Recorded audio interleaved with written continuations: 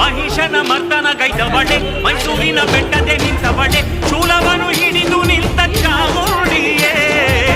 ದುಷ್ಟರನ್ನು ಕೋಪದಲ್ಲಿ ಶಿಕ್ಷಿಸುವೆ